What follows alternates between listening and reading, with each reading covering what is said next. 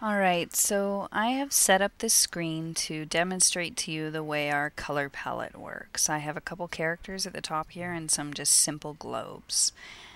The first thing I'm going to show you is just how to change colors. So select a character, and then down at the bottom you see three round circles. They affect the primary color, the secondary color, and the pattern color.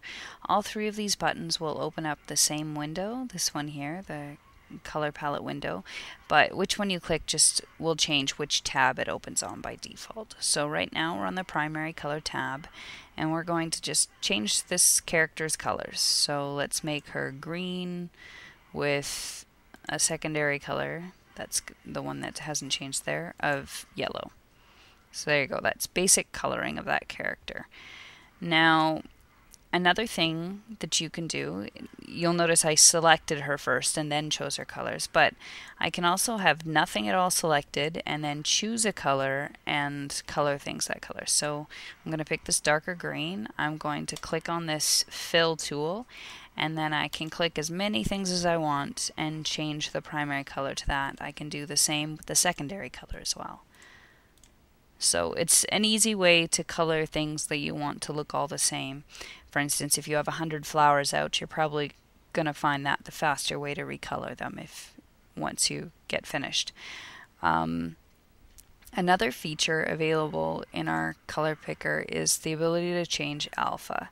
So to demonstrate that, I'm just going to color this character here with actually let's pick a happier yellow, and we're going to make our secondary color maybe red. Now the alpha slider adjusts how transparent a color is. So if I turn it down, it's going to if I turn down the secondary color, it's going to let the primary color show through. So I can actually make that all the way invisible if I want, or I can allow it to just lightly tint the color. If I adjust the alpha slider on the primary color, however, it will make it transparent. See, you can see the stars through her. That's a very good way to make ghosts and things like that. Now the last tab on this pattern box affects the pattern layer. Now patterns are only available to members. You purchase them in the maker or in the market, and there's a whole bunch. There's animal prints and stripes and skulls and all kinds of fills. These fills will only be applied to the primary color layer, so if you want the whole shape to be filled with the pattern, you need to make the secondary color transparent. See? Now he's patterned everywhere, but I'm gonna just turn that back on. So his pattern is just faded in that area. And then I'm going to make it maybe white, and I'll make the primary color maybe a brown. I'll turn the alpha back up on that. Okay. Actually, let's turn this down a little further.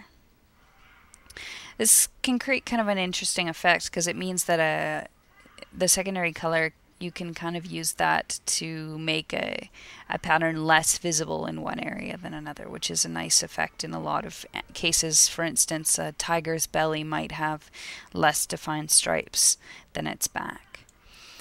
Now if you go over to the pattern tab itself, it's just going to let you select the color of this pattern. So right now it's on black, that's why it's so dark, but I'm going to choose a brown for it. This drop down right here lets me choose from other color palettes that are available. The human skin palette has a lot of good browns in it. So now his spots, you'll notice, are much lighter. I can also turn down the alpha of them if I want to make that pattern more subtle everywhere. So that's a little nicer effect. And that is basically how the color palette works.